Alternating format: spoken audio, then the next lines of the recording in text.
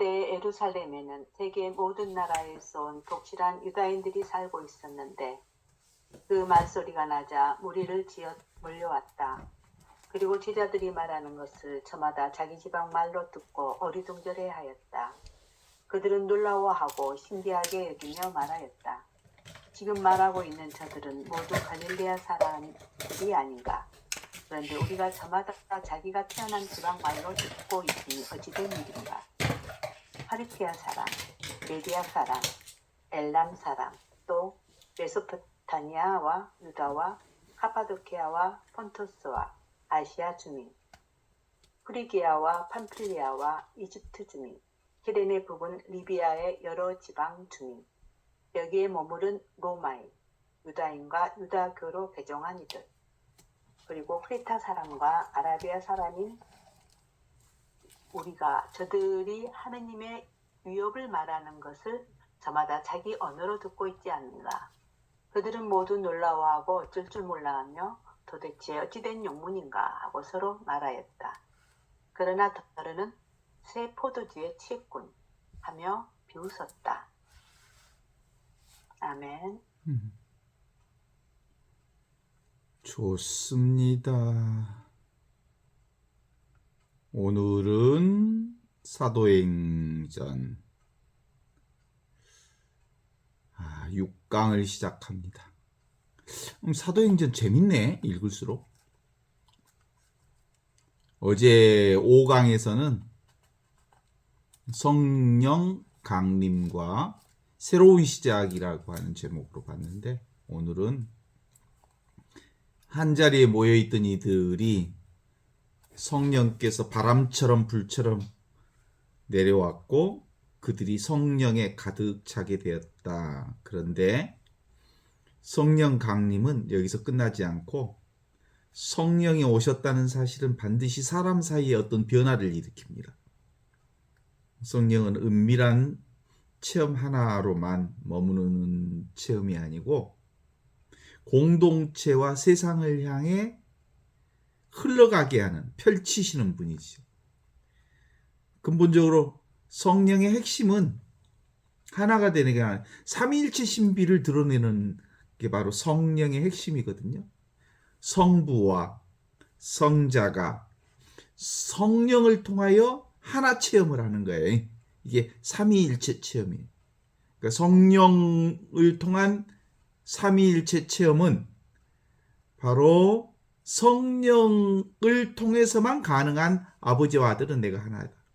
성령을 받지 않는 사람들은 도무지 하느님 아버지와 내가 하나라는 것을 깨달아 알지 못해. 그게 삼위일체 신비의 확고한 증언이지요.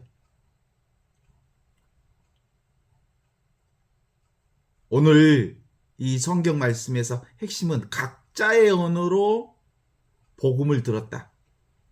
각자의 언어로 들리는 복음이라고 하는 이 복음은, 이 기쁜 소식은 어떤 한 민족의 언어로만 갇혀 있지 않다. 다른 말로 얘기하면 뭐예요? 언어를 통해서는 하느님을 알 수가 없어요. 언어 이전의 언어, 언어를 뛰어넘는 언어, 누구나 쓰고 있는 언어. 아까 우리 함께 이 공부하기 전에 난 공부 잘했어, 학교 다닐 때 뭐 했어, 뭐, 이거 도대체가 아무 때짝에도 쓸데없는 거예요. 이 하느님을 아는 것은 초등학생도 신생아뿐만 아니라 치매에 걸리는 사람들까지도 모두가 아는 이것이 바로 하느님의 신비요. 아는 것, 영원한 생명, 이 절대 무한하고 절대 영원하고, 그래서 모든 것을 이렇게 비추어 깨달아 아는 이것. 그걸 다른 말로 어웨런스라고 하잖아. 어웨런스. 알아차림. 다 알잖아. 내가 살아있다는 것도 알고, 숨 쉰다는 것도 알고, 내가 지금 이렇게 있다는 걸 아는 이것. 이것을 아는 데는 언어가 필요 없는 거예요. 이것이 뭐예요, 이거? 그리스도의 복음. 아버지와 내가 하나라고 하는 이 복음은 어떤 언어에도 갇혀 있지 않다. 이 예수의 그리스도의 복음은 어떤 문화 방식으로도 전달되지 않는다. 이 그리스도의 복음은 사람을 억지로 한 틀에 맞추는 소리가 아니라 각각의 삶의 자리에서 각각의 그 사람의 언어, 각각의 그 사람의 상처, 각각의 그 사람의 역사, 각각의 그 사람의 문화 속에서 들리는 하느님의 말씀이에요. 일률적으로 다 똑같이 듣는 게 아니에요. 각자의 사람에게 딱 안성맞춤의 목소리로 주님이 말해주시는 거예요. 그런데 이것을 성경 말씀이 성령을 받았다니 각자의 말로 얘기했다 그러니까 또 아주 그 글자 보고 또 마음대로 해석을 해. 하느님의 언어를 듣겠다 이 말은. 하느님의 언어는 뭐예요? 말 없는 말, 언어 이전의 언어. 이것이 오늘 우리가 함께 묵상해야 할 주제예요. 지금 여기 이 순간 살아있는 하나님의 현존은 사람을 획일적으로 만들지 않아.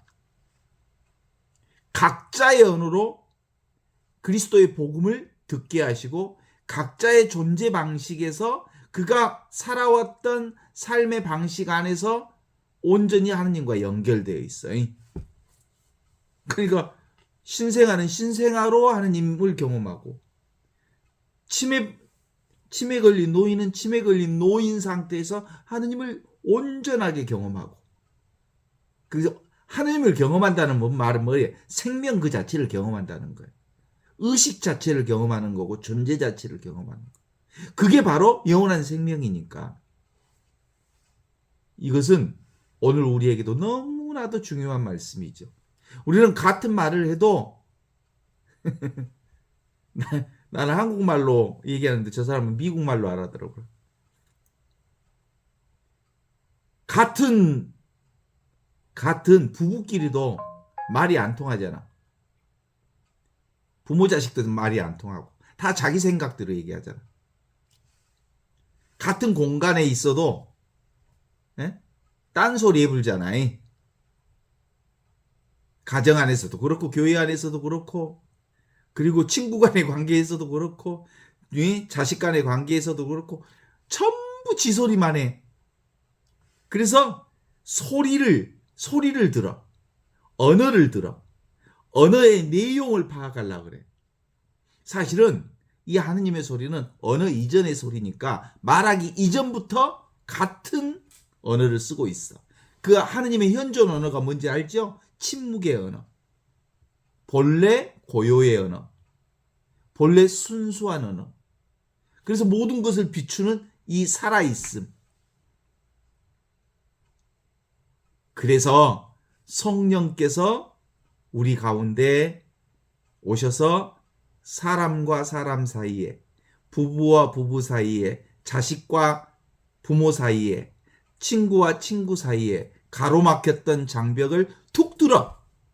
뭘만 어떤 방식이 되어야 툭 터질까?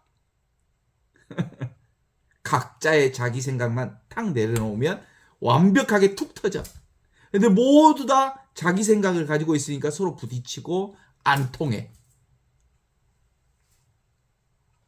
그래서 성령은 바로 이 막힌 자리를 뚫어주기 위해 오셨는데 내 언어 너의 언어의 사이, 언어와 언어 사이의 침묵이 바로 그 언어의 소리 없는 소리, 언어 이전의 소리, 천지창조 이전부터 있었던 말씀, 그 말씀으로 이심전심으로 통하는 거야. 그러니까 근본적으로 하느님의 말로 통할 수 있으려면 자기 생각만 내려놓으면 그냥 서로 살아있음을 경험하면서 이심전심으로 다 통하는 거예요.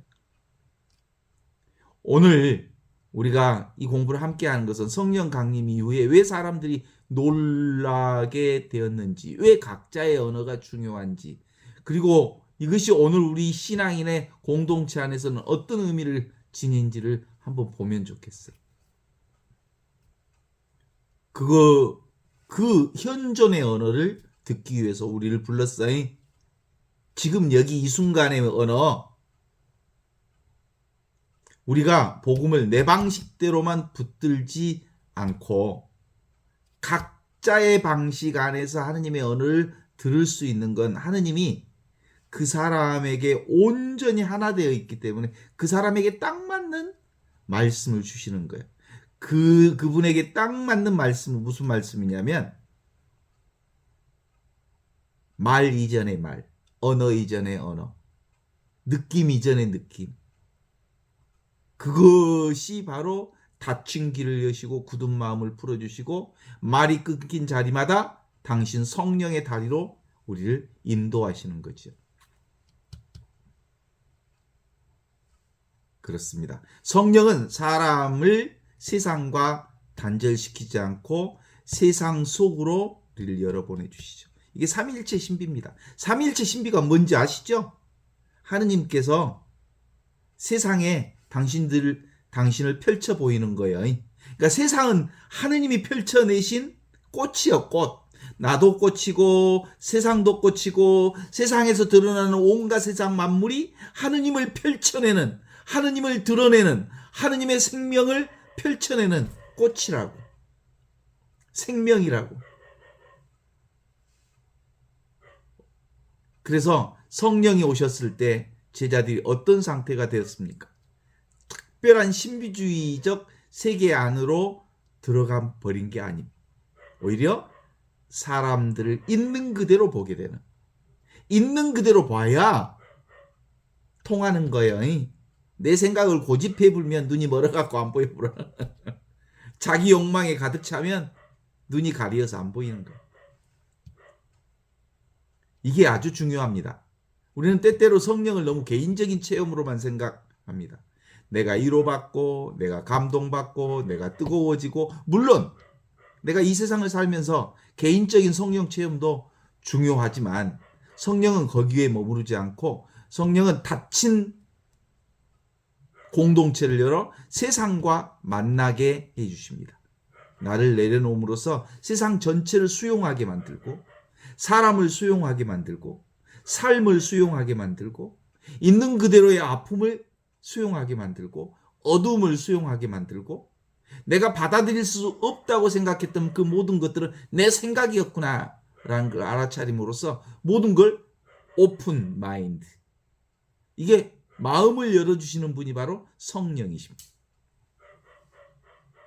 성령은 그래서 다락방에 갇혀있던 사람들이 이제 자기들끼리만의 사람들이 아닌 문을 박차고 자기 자신의 마음의 문을 활짝 열었습니다.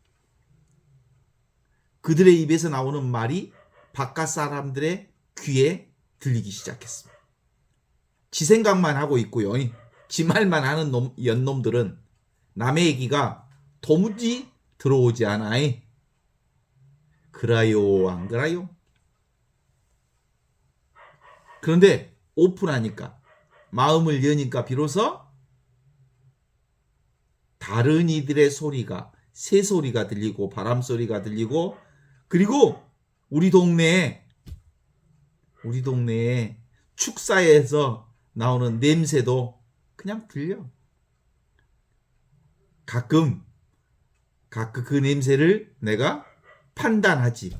아따, 이제 좀 동네에서 좀 나갔으면 좋겠다라는 생각이 들어오기는 하지만, 그보다 더 먼저 진실은 그 냄새를 알아차리는 생명은 영원한 생명이라는 걸 아는 거죠. 살아있는 신앙인들 그렇습니다. 진짜 하느님을 만난 사람은 자기 안에 갇혀 있지 않습니다. 성령을 받은 사람은 세상과 벽을 쌓기보다 하느님이 세상 안에서 역사하신다는 것을 깨달아 알게 됩니다. 첫 번째 메시지가 이거죠. 성령은 우리를 도피시키는 분이 아니라 세상 한가운데서 하느님의 기쁜 소식을 듣게 해주신다. 세상 전체가 기쁜 소식이에요. 요즘에 벚꽃이 활짝 핀 소식만 기쁜 소식이 아니라,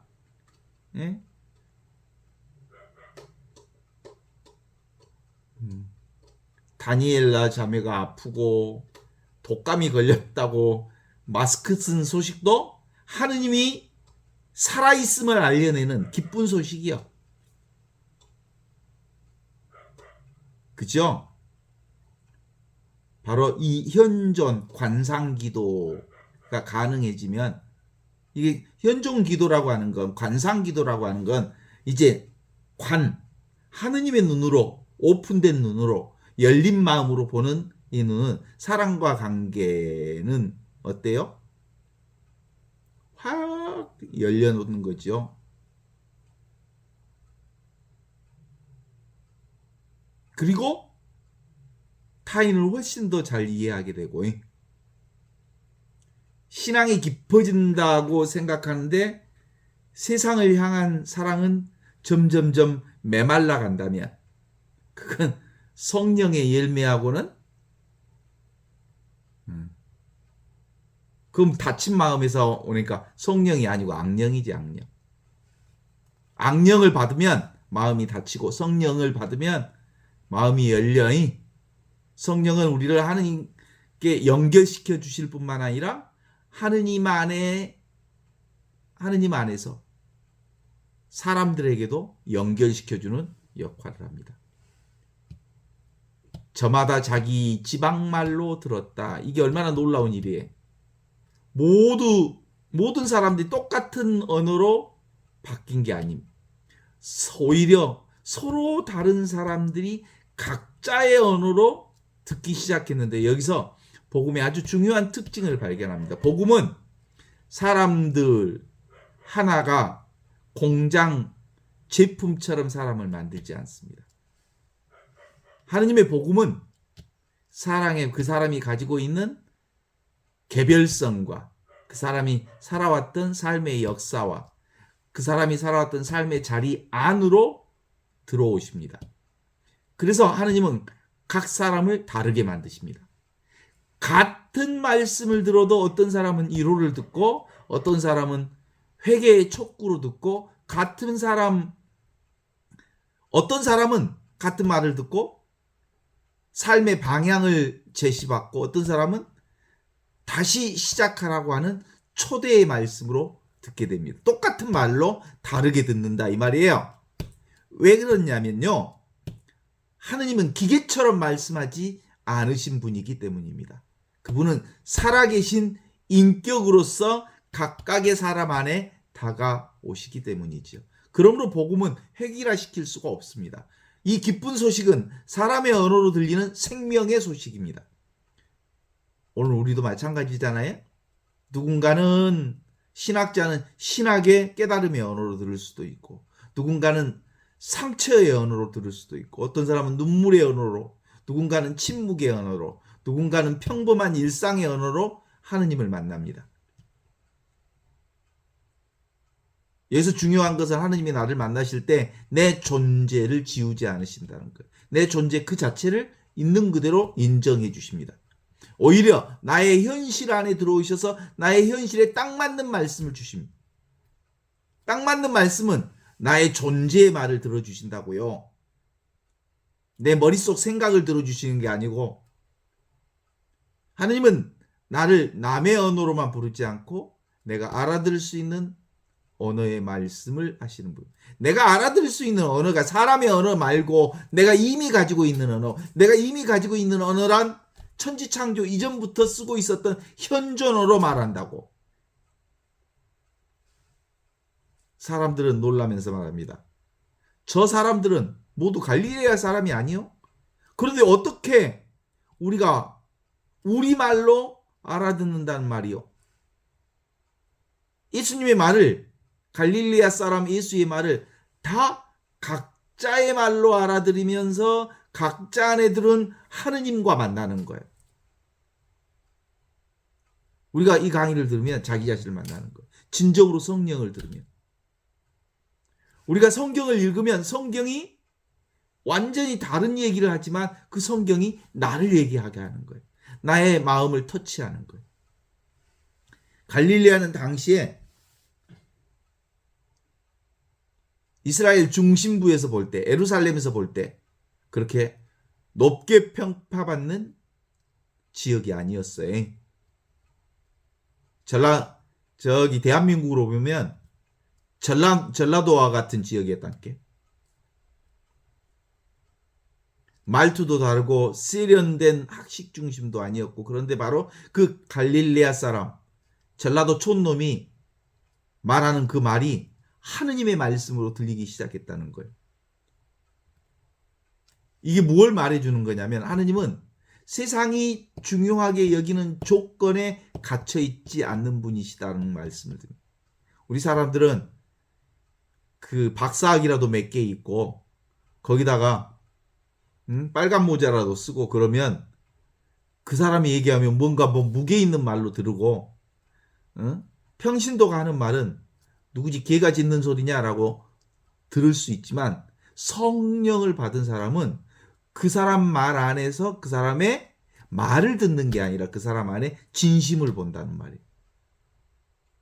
학벌이나 출신이나 배경이나 명성이나 세련된 그런 것으로 하느님은 역사하여 결정하지 않으시고, 오히려 하느님은 사람들이 별로 기대하지 않았던 자리에서 새로운 일을 시작하는 분이십니다. 이건 우리에게 아주 큰 위로를 주시는 말씀이에요. 나는 준비되어 있지 않다. 나는 배운 적이 없다. 나는 가방끈이 짧다. 나는 특별히 아는 게 없다. 나는 말재주가 없다. 나는 상처가 많다. 나는 중심에 있는 사람이 아니다. 그런 거 안 본다니까, 하느님은. 그 사람의 진심을 본다고, 중심을 본다고. 그 중심이 바로 뭐예요? 사랑을 본다고, 은총을 본다고. 원래부터 가지고 있는 그 말씀이 있느냐, 사랑이 있느냐를 본다고. 성령이 임하시면 갈릴리아 사람들도 복음의 통로가 되는 거예요. 그들이 잘났기 때문이 아니고 그들이 온전히 성령 안에서 삼위일체 신비를 깨달았기 때문이죠. 자기 자신이 뭐예요? 하느님의 영광을 드러내는 주님의 종이라는 것을 깨달을 수 있었기 때문이죠. 하느님의 현존은 그러니까 잘난 사람만 통과하는 게 아니라 오히려 자기 자신이 비어있음을 아는 사람. 케노시스, 텅빈, 빈무덤, 허공돌이, 무변허공, 각소현발. 아무것도 없는 텅 빈 무변허공에서 하느님이 펼쳐진다고. 내가 텅 비어 있을 때 하느님이 나를 통해서 하느님 당신 자신을 온전히 펼쳐낸다고. 그러니까 세상 전체는 뭐예요? 하느님 당신 자신이 허공 속에서 자신을 펼쳐내는 현장이에요, 현장. 그래서 세상 전체가 뭘 얘기하는 거예요? 진실이요, 진리요. 세상이 진리요. 현상이 곧 진상이라고. 오늘 본문에 보면 각 지역의 이름이 굉장히 많이 길게 등장하지요. 파르티아, 메디아, 엘람, 메소포타미아, 카파도키아, 폰토스, 아시아, 프리기아, 파필리아, 이집트, 리비아, 로마, 크레아타, 아라비아 등등등등등등 이렇게 많은 지역 이름을 길게 적어놓은 이유가 뭐게? 그냥 많은 지역, 여러 지역에서 왔다 하면 될 테인데 성경이 굳이 이렇게 길게 각각의 지역을 기록한 이유는 복음의 특정 지역이나 특정 집단에 속한 게 아니다. 복음은 각자 지역에 맞게 드러난다라고 하는 걸 보여주는 거예요. 이 목록은 사실상 이렇게 들리냐. 동쪽, 서쪽, 남쪽, 중심, 주변에서도 오랜 전통을 가진 이들에게도 낯선 사람에게도 새로운 사람에게도 그 누구에게든 복음은 들려진다. 그런 거예요. 봐봐. 지금 듣는 이 소리를 애기들은 못 들어? 서울대학을 나와야 이 소리가 들려? 새소리를 듣는 것, 벚꽃이 이렇게 피는 것을 보는 것, 고학력은 잘 보고 학력이 저학력자들은 잘 안 보이고 그러냐고.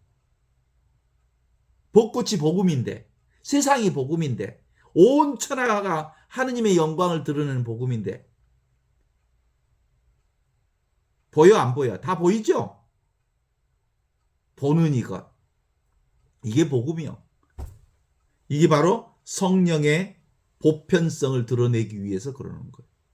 누구나 다 이 복음을 듣고 보고 느끼고 경험하고 쓰고 작용합니다. 그래서 누구든 그냥 보이지요? 그냥 들리지요? 그냥 경험하지요? 그냥 알지요? 이거 아는데 뭔 공부를 많이 해야 하냐고. 저절로 듣고 저절로 느끼고 저절로 경험하고 저절로 숨쉬고 저절로 안다 이 말이지. 이게 복음이라고. 이게 바로 성령의 보편성이고 성령은 경계를 좁히지 않고 넓히십니다. 우리의 소속감은 종종 베타성을 드러내죠. 우리 천주교 신자만 그런 게 어디 있어? 우리 영세 받은 사람만 그런 게 어디 있어? 모두가 하느님의 자녀이고 어떤 베타성도 없사니 성령은 소속을 넘어서 모든 것을 수용하고 포용하는 하느님의 영적 지평을 열어 놓으신 게 바로 이렇게 각각의 지역의 이름을 쑥 다 적어놨어. 동서남북 누구에게나 어디에나. 오늘 교회도 이런 성령의 메시지를 잊지 말아야 합니다. 교회는 우리끼리만. 예. 윤석열이 감옥에 가고 망쳐든 게 뭐예요? 기득권 카르텔. 서울대학 있는 사람들 끼리끼리 짬짬이해서 지들끼리 이익 집단처럼 나눠먹게 하려고 그러다가 그리고 권력도 그런 사람들끼리 영원히 끼리끼리 짬짬이로 진행하고 싶어 하다가 저 파산을 맞이한 거예요.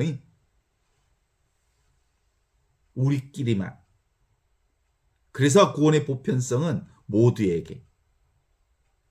익숙한 사람들만 편한 곳에서 있는 게 아니라 다른 언어를 가진 사람들, 상처를 가진 사람들도 다른 문화적 배경을 가진 사람들도 모두 다 이 평등한 복음을 들을 수 있는 공간이 되어야 한다고 보는 거죠. 우리 공동체, 우리 교회는 정말로 각자의 언어가 들리는 곳이냐? 작은 사람의 소리, 큰 사람의 소리, 있는 사람의 소리, 없는 사람의 소리, 그 모든 사람들이 각자의 말로 각자의 소리를 할 수 있도록 자유로운 공동체냐? 말하고 듣고 그러는 공동체냐? 끼리 집단, 끼리 노는 공동체냐? 한번 성찰해 봐야지. 사람들은 말합니다. 우리가 하느님의 위협을 저들이 우리의 언어로 말하는 것을 듣고 있어. 여기서 핵심은 뭐예요? 사람들이 단순히 여러 언어를 듣고 놀란 게 아니라 거기서 하느님의 일을, 하느님의 영광을 듣고 있었다는 점을 포인트로 집어넣는 거예요. 그러니까 세상에 보이는 모든 것들은 하느님의 영광 아닌 게 없단께. 지금 소피아가 어머니를 간호하고 있는데 하느님의 영광을 드러내기 위해서 어머니는 아프신 거고 딸은 하느님의 영광을 드러내기 위해서 간호하는 일을 맡아낸 거예요. 두 분이 다 하느님의 영광을 위해서 일하는 거예요. 가족 전체도 그 아파하는 그리고 침대에 누워있는 어머니를 위해서 함께하는 그 과정 속에서 하느님의 영광이 드러나는 거예요.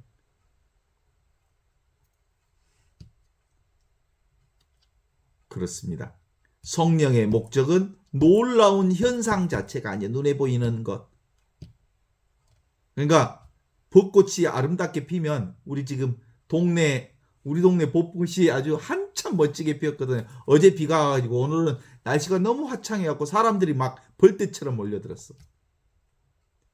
그 하느님의 영광을 보러 왔어.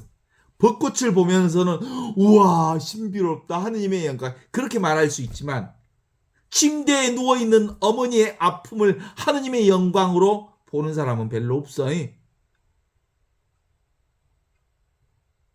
그 모든 현상 자체가 바로 진상이라고 하느님의 영광을 드러내는 일이라. 성령께서 내 안에 일하시면 사람들이 결국 나를 보게 되는 게 아니라 내 삶을 통해서 하느님이 하시는 일을 보게 될 것이지. 그래서 중요한 질문이 이거예요. 내가 하는 이 내 말은 나를 드러내는가? 아니면 하느님의 영광을 드러내고 있는가? 내가 하는 나의 성가 연습은 내 능력을 증명하려 하는가? 아니면 하느님의 자비와 하느님의 영광을 드러내려 하는가? 여기서 하느님의 영광이라고 하는 것 따로 있지 않아. 그냥 진심으로 하면 되는 거예요. 그게 하느님의 영광이에요.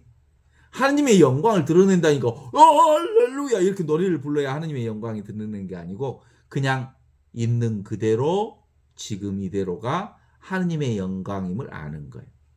뭘 해야 하느님의 영광이 아니라 존재 자체가 하느님의 영광임을 알고 그 존재를 각각의 존재를 함께하는 존재들을 소중하게 여기는 것. 그게 하느님의 영광을 드러내는 일이죠.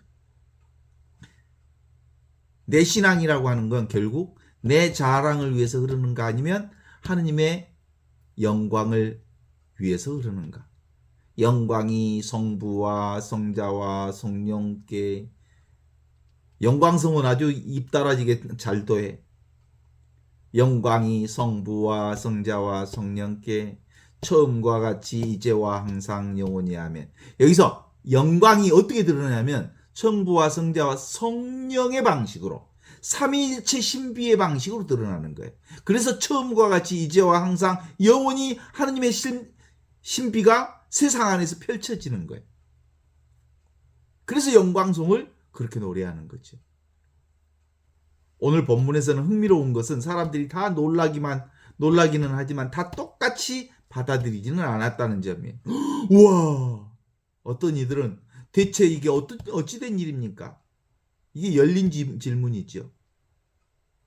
이 탐구의 태도지요. 이건 하느님의 앞에서 놀라고 멈춰서는 태도입니다. 그런데 어떤 이들은 비웃습니다. 저 사람이 술 먹었는가 봐. 그렇게 얘기하는 사람 있잖아요. 술 취했는가 봐. 그래서 성령이라고 하는 건 스피리추얼이라 그러잖아요. 스피리추얼. 이게 이 스피리추얼의 어원이 술 취했다라는 말하고 똑같은 언어예요. 술 취한 거하고 나타나는 형태가 비슷해.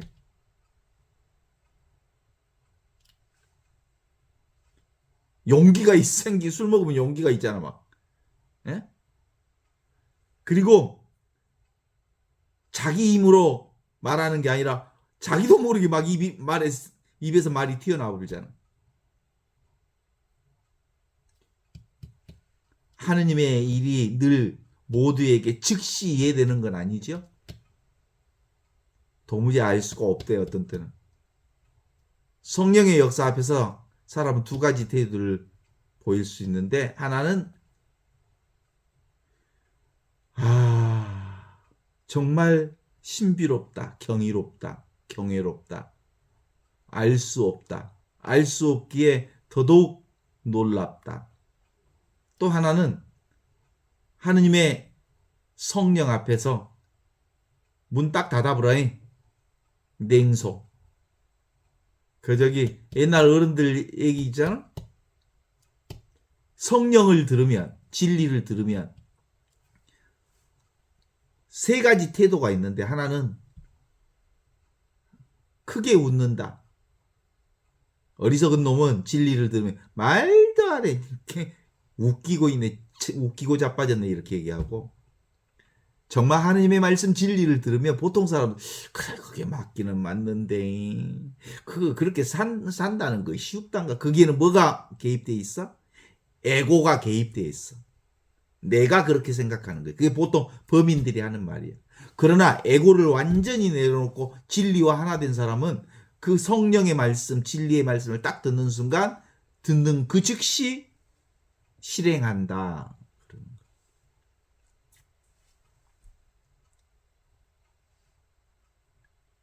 오늘 우리에게도 똑같은 적용이 되지요.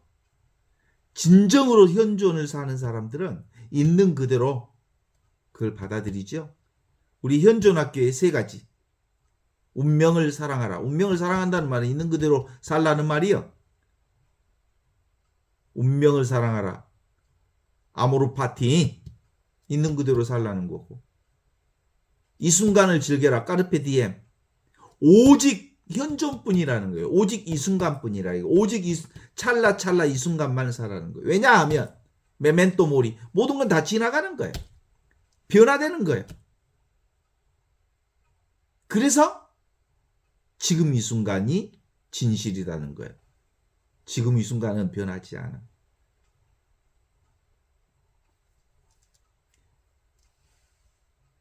그래서 성령은 강제로 우리의 마음의 문을 붓고 하느님이 쳐들어오지는 않습니다. 성령은 문을 두드리고 우리의 응답을 기다립니다. 그러므로 우리는 오늘 우리에게 필요한 것은 정답을 빨리 아는 태도가 아니라 열린 질문들이 필요하지요. 주님, 지금 뭘 해야 하죠? 주님, 지금 내가 할 수 있는 일이 뭐지요? 주님, 제가 현존하는 지금 이 순간 당신의 최상선을 사는 방법은 뭐죠? 그럼 지금 할 수 있는 일, 지금 해야 되는 일, 지금 온전히 존재로서 사는 일, 이걸 끊임없이 물을 때 열린 존재로서 오픈된 존재로서 진리를 있는 그대로 수용할 수 있어. 살아갈 수 있어. 그게 바로 주님, 저를 평화의 도구로 써주십시오. 자기를 온전히 열어놓고 하느님이 자기 안에서 당신의 영광을 쓸 수 있도록 나를 내놓는 거예요. 그러니까 내가 걸어가, 하느님이 걸어가.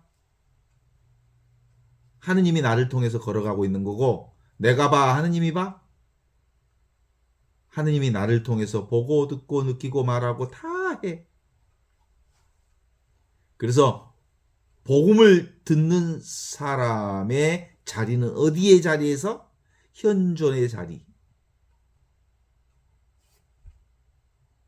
종종 내가 많이 말하면 잘 전달된다고 생각하지만 말한 것과 들린 것은 달라요. 복음도 마찬가지입니다. 복음은 상대가 알아들을 수 있는 자리에서 상대의 현실에 닿을 수 있는 언어로 상대의 상처와 질문을 무시하지 않는 방식으로 들려야 합니다. 여기서 큰 사랑이 필요하죠. 사랑이 없으면 안 들려요. 결국은 사랑 그 자체죠. 왜냐하면 상대의 언어를 들으려면 먼저 내가 상대에게 내려가야 하기 때문이에요. 내 방식만 고집하고서는 상대가 서 있는 자리에 세계를 보려 하지 않기 때문입니다. 예수님이 그러셨잖아요. 어부에게는 어부의 언어로, 그물의 언어로, 농부에게는 씨앗의 언어로, 생명 씨앗의 언어로, 병자에게는 치유의 언어로, 죄인들에게는 자비의 언어로 말씀하셨어요. 그럼으로써 성령의 사람은 정답을 쏟아내는 사람이라기보다는 상대가 알아들을 수 있도록 사랑으로 번역하는 사람이다. 이렇게 말할 수 있지 않습니까? 그래서 나는 뭐예요? 축복의 통로, 은혜의 통로, 사랑의 통로. 나를 통해서 사랑과 은혜와 축복과 은총이, 주님의 은총이 펼쳐내도록 나를 온전히 열어놓는 거예요. 내 생각 말고 나를 통해서 하느님의 은총이 드러나도록.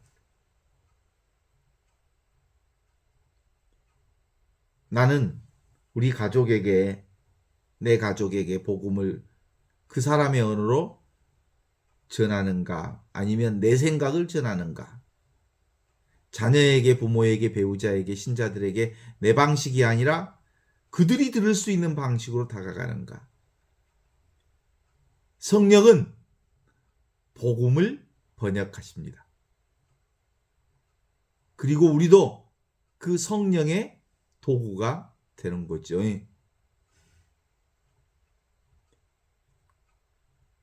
오늘의 중심 주제를 함께 다시 깊이 들여다보면 좋겠어요. 이 주제와 오늘 본문이 맞닿습니다. 왜냐하면 하느님의 현존은 막연한 추상이 아니고 실제로 들리는 방식으로 우리에게 들려오기 때문이죠. 하느님은 멀리 계신 분이 아니라 내가 알아들을 수 있는 언어로 가까이 오시는 분이죠. 어떤 사람에게는 괜찮다, 두려워하지 마라, 안심해라, 용기를 내어라, 나다. 그때 말하는 나는 뭐예요? 무한하고 영원하고 절대 자비로서 나다. 영원한 생명으로서 나다. 늘 함께 있는 임마누엘 하느님으로서 나다. 내가 너와 함께 있다. 어떤 사람에게는 돌아서라, 그만해라, 다시 시작해라, 때려치워라, 스톱해라, 내려놓아라. 이런 언어로 우리에게 말할 거고, 어떤 사람에게는 벌벌 떨지 마라, 용기 내라, 쫄지 마라, 이런 말씀으로 용기의 언어로 우리에게 다가오실 겁니다. 그럼으로써 살아있는 하나님의 현존이라고 하는 것은 결국 초월적인 빛이 아니라 내 삶의 자리에서 실제로 들려오는 말씀이라고 보면 되겠죠. 요즘 가장 자주 듣는 내면의 소리는 뭔가? 찝찝하다, 불안하다, 왠지 말끔하지 않다, 자꾸 비교하게 된다, 포기하게 된다, 이런 거 아니에요. 그거 누가 하는 소리요? 내 내면에 에고가 짓거리는 소리요. 에고의 짓거리는 소리에 속지 마십시오. 하느님은 늘 현존하십니다. 하느님은 원래 나보고 뭐라 그래? 너는 완벽하다. 너는 하나도 부족함이 없다. 너는 퍼펙트하다. 그냥 존재 그 자체로 지금 있는 그대로. 네가 장애인이라면, 육체적 장애인이라면 그 장애를 보지 말아라. 장애가 네가 아니고 너는 온전한 존재로서 장애를 경험하는 거다. 장애는 경험되는 거지 경험하는 너는 완벽하다, 이런 거야. 내가 너를 안다. 너는 결코 혼자가 아니다. 너는 끝난 존재가 아니다. 지금 내와 너는 함께 있다. 그래서 구체적인 우리의 삶 안에서 생각해 본다면, 첫 번째로 하느님이 내 언어로 말씀하신다는 걸 믿습니까? 내 언어로 하느님이 말씀한다고. 내 언어라는 말은 뭔 말이에요? 나의 존재 그대로를 도구로 쓰신다고. 그죠? 청강유수, 청강에 물이 있는데 거기에 달이 쫙 비춰. 그러면 청강의 각각의 달의 모습이 비출 거 아니에요? 그런데 달은 하나야. 근데 비추는 강은 다 자기에 맞는 달을 보고 있는 거죠. 그래서 모두가 하느님과 함께 있지만 그 하느님을 경험하는 그 달은 하나라고. 상대의 언어를 배우는 거예요. 그래서 늘 우리가 갈등하는 이유는 내 생각을 앞세우기 때문인 거죠. 그냥 내 생각 내려놓으면 그 생각에 맞는 내 언어가 나와. 그래서 가정 안에서 교회에서 갈등이 많다면 내 말을 더 강하게 밀어붙이기 전에 상대가 어떤 언어로 세상을 이해하는지를 귀담아 들어보고 성령은 듣게 하시는 그분이시니까 성령께 나를 맡기는 거예요. 그 다음에 하느님의 복음은 번역하는 거예요. 번역. 복음을 단단한 문장으로 던지지 말고 온전히 오픈된 언어로 사람이 실제로 들을 수 있는 언어로 어떤 때는 침묵과 동행하는 동행의 언어로 어떤 이에게는 짧은 위로의 말로 어떤 이에게는 기다려주는 태도로 복음의 언어를 말할 수 있어요. 말하라니까 말을 해야 된다는 말이 아니에요. 사랑의 언어는 상황과 조건과 흐름에 따라서 적절하게 드러나게 돼 있어. 네가 법정에 가서 무슨 말을 해야 될지 미리 걱정하지 마. 네가 어떤 곳에 가든지 네가 무슨 말을 해야 될지 아무 생각도 하지 마. 그냥 가. 그리고 그냥 들어. 그러면 그때 적절하게 네가 해야 할 분위기와 상황과 언어를 내가 주겠다. 이 말씀을 하셨잖아요. 그렇습니다. 오늘 우리에게 주어진 말씀뿐만 아니라 공동체에게 주어지는 말이기도 하죠. 같은 말만 반복하는 교회 공동체가 아니라 각 사람의 언어가 존중되는 공동체. 아이는 아이의 말로, 어른은 어른의 말로, 배우지 못한 사람은 그 언어에 맞는, 처음 온 사람도 자기 언어로 환대를 느낄 수 있도록 하고 상처받은 사람에게도 의심하는 사람에게도 자기 언어로 질문할 수 있어야 합니다. 교회라고 하는 건 하나의 언어만 강요하는 공간이 아니고 하느님 안에서 다양한 언어를 가진 사람들이 만나서 결국 하느님의 복음을 듣게 되는 공간이 성당이요 교회 공간이어야 한다. 그렇지 않다면 우리의 복음을 지킨다는 생각을 하면서도 사실은 복음의 문을 좁히고 있을 수 있습니다. 사도행전은 교회에 분명히 말합니다. 사도행전은 뭐라고요? 초대 교회의 성령의 역사를 통한 초대 교회의 초대 교회사여인 사도행전 자체가. 그래서 그 초대 교회사가 이제 나를 통해서 교회가 흘러넘치는 거예요. 지금 나 자신이 교회예요, 교회. 오늘의 말씀을 정리한다면 그렇게 말할 수 있죠. 성령께서 우리 안에 오시면 오소서 성령님. 복음은 어떤 한 사람의 말로만 머무르지 않게 되고 각자의 언어로 각자의 삶의 자리에서 들리게 될 수 있다. 그래서 지금 여기 살아있는 하느님의 현존이 사람과 사람 사이를 이어주고 그리고 막혔던 것을 뚫어주는 역할을 하신다. 이렇게 볼 수 있죠. 갈릴리아 사람들이 말했지만 각자의 사람들이 자기 언어로 들었다. 이렇게 얘기하는 것처럼 하느님의 영광이 선포되고 어떤 이는 놀랍고 어떤 이는 비웃었지만 오늘 우리도 선택해야 합니다. 내 방식을 고집할 건지 아니면 성령께서 우리의 마음을 여셔서 온전히 오픈된 마음으로 더 넓은 하느님의 언어의 세계로 들어갈 것인지 보는 거죠. 주님, 제 언어로 말씀해 주십시오. 그리고 한 걸음 더 나아가 이렇게 기도하십시오. 주님, 제가 다른 이들의 언어를 알아듣게 하소서. 그 언어라고 하는 게 다른 이의 언어라는 게 뭐예요? 여기서 꼭 언어라고 하면 언어에 집착해서 그래. 모든 언어를 알아듣는 언어는 사랑의 언어일 수밖에 없어. 사랑 아니고서는 어떤 언어도 알아들을 수가 없어.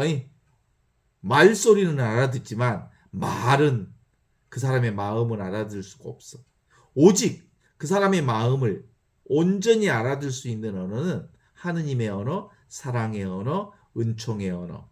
늘 항상 우리와 함께 하고 있는 천지창조 이전부터 있었던 로고스, 말씀의 언어만 우리의 모두를 하나로 만드는 언어가 되는 거죠. 오소서 성령님, 믿는 이들의 마음을 충만케 하시고 그들 안에 사랑의 불길을 내리소서. 우리 각자의 언어와 삶의 자리에서 하느님의 말씀을 듣는, 그러니까 모든 세상의 전체가 다 하느님을 얘기하고 하느님의 영광을 얘기하고 있으니까 어떨 때 하느님의 언어가 잘 들리냐면 내 생각만 내려놓으면 전부 하느님의 언어예요. 하느님의 영광이 가득해. 사람들은 벚꽃이 활짝 피고 날씨가 좋으니까 벚꽃이 하느님의 영광이라고 놀라워하는 사람들이 너무 많아. 그래, 정확하게 맞는 말이에요. 벚꽃은 하느님의 언어 맞습니다. 벚꽃이, 봄꽃이, 가을, 봄바람이, 봄에 이 상쾌한 생명력이 약동하는 이 생명의 언어가 하느님의 언어인 게 맞습니다. 그런데 성주간에 우리가 확인해야 되는 중요한 것은 어둠, 우리가 싫어하는 우리 각자가 피해버렸던 그 언어들이 듣기 싫은 언어.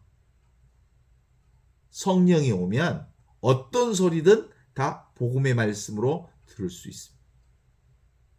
내 방식만 고집하던 마음이 풀어나서 다른 이들의 말과 가난한 이들의 눈물과 침묵을 존중할 수 있는 귀를 열어주소서. 이렇게 기도할 수 있지 않습니까? 우리 교회 공동체가 누구에게나 복음이 들리는 자리에 있게 했으면 좋겠어요. 우리의 입술이 하느님의 영광을 드러내는 도구가 되게 하면 좋겠어요. 시편 기도가 있잖아요. 주님, 제 혓바닥이, 제 입시울이 하느님을 찬양하지 않는다면 내 혓바닥이 입천장에 찰싹 달라붙어 불어라 라고 말하는 거. 꼭 입으로만 하느님의 언어를 말하는 게 아니고 온몸으로 사랑을 말하는 사람, 그게 하느님의 언어예요. 온몸으로, 온몸 자체가 하느님을 드러내는, 영광을 드러내는 일이잖아요. 그때 여기서 말하는 온몸이 뭐예요? 내 이 몸뚱아리만 온몸이 아니라 온 천하가 하느님의 몸이거든요. 성체잖아요, 성체. 지금 봄에 꿈틀꿈틀한 이 생명의 변화가 뭐예요? 성체성사의 변화를 우리가 직접 경험하고 있는 현실이잖아요. 온 천하가 지금 성체성사의 영광을 찬양하고 알렐루야를 함께 노래하고 있잖아요.